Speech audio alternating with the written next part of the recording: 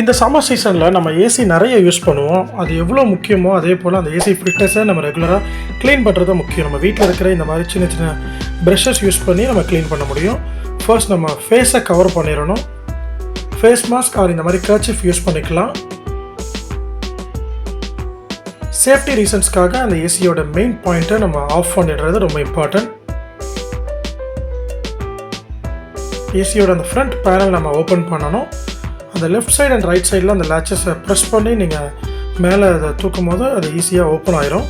இப்போ நம்மளுக்கு AC filters வந்து விசிபிளாக இருக்குது. எவ்வளோ டஸ்ட்டு ஃபார்ம் ஆகிருக்கு பாருங்கள். நான் கிட்டத்தட்ட 1 மந்த்தாக க்ளீன் பண்ணாமல் விட்டுட்டேன். எவ்ரி 2 வீக்ஸ் ஒன்ஸ் பீரியடிக்கெல்லாம் ரெகுலராக நம்ம க்ளீன் பண்ணுறது நம்ம ஏசிக்கு லாங் லாஸ்டிங் லைஃபை கொடுக்கும். அதே போல் நமக்கு அதிலேருந்து வர்ற ஏர் வந்து ரொம்ப ப்யூரிஃபைடாக இருக்கும். ஸோ இப்போ இந்த ஃபில்டர்ஸை நம்ம தனியாக வெளியே எடுத்து க்ளீன் பண்ண போகிறோம்.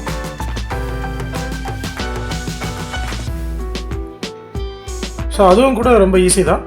அங்கேயே இருக்கிற அந்த பட்டன் அதை ப்ரெஸ் பண்ணி மேலே தூக்கும்போது அது அழகாக வெளியே வந்துடும்.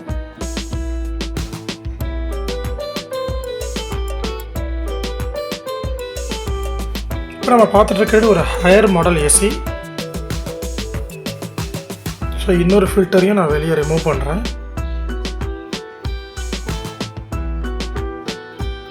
ஸோ நிறைய பேர் பண்ணுற தப்பு என்னென்னா, இந்த ஏசி ஃபில்டர்ஸை ரிமூவ் பண்ணி அப்படியே அதை தண்ணியில் வாஷ் பண்ணுவாங்க. அப்படி பண்ணாமல் முன்னாடி நம்ம அந்த டஸ்ட்டெல்லாம் அந்த ப்ரஷ் யூஸ் பண்ணி கம்ப்ளீட்டாக அதை ரிமூவ் பண்ணிவிட்டு அதுக்கப்புறமா நம்ம தண்ணியில் வாஷ் பண்ணுறது நிறைய எஃபெக்டிவாக இருக்கும் ஆக்சுவலி. இல்லைனா அந்த அழுக்கெல்லாம் போகாது. ஃபஸ்ட்டு ப்ரஷ்ஷில் க்ளீன் பண்ணணும், அடுத்தது தண்ணியில் வாஷ் பண்ணணும். நெக்ஸ்ட் ஸ்டெப் வந்து இதை நல்லா ட்ரை ஆக விடணும். ஸோ ஒரு ஃபேன் காற்று கீழே நீங்கள் அதை வச்சிடலாம்.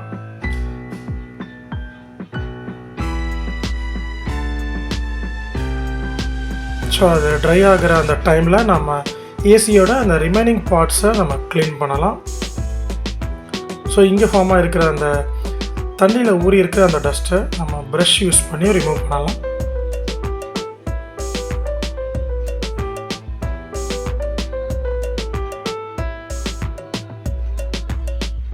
ஸோ இது வந்து ரொம்ப அதிகமாக ஃபார்ம் ஆகிருக்கு அப்படிங்கிற பட்சத்தில் நம்மளால் க்ளீன் பண்ண முடியலைன்னா நீங்கள் ஏசி டெக்னீஷியனை வர வைக்கலாம். இப்போ அந்த ரோலர் ஸ்கூல்லலாம் கூட பார்த்தீங்கன்னா டஸ்ட்டு நிறைய ஃபார்ம் ஆகிருக்கு. இதை நான் ஒரு பெயிண்ட் ப்ரஷ் மூலமாக அதை என்னால் முடிஞ்ச அளவுக்கு ரிமூவ் பண்ணுறேன். மேக்ஸிமம் ஒரு 80% எஃபெக்டிவ்னஸோட நாமளாலே க்ளீன் பண்ண முடியும்.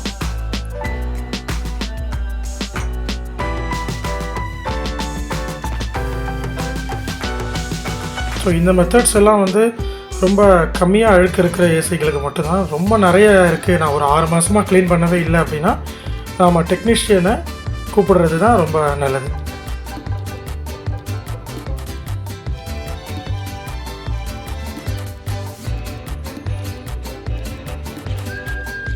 அண்ட் இதை மாப் யூஸ் பண்ணி அதோட அப்பர் பேனல் அது மேலே இருக்கிற அந்த டஸ்ட்டையும் க்ளீன் பண்ணிகிட்ருக்கேன்.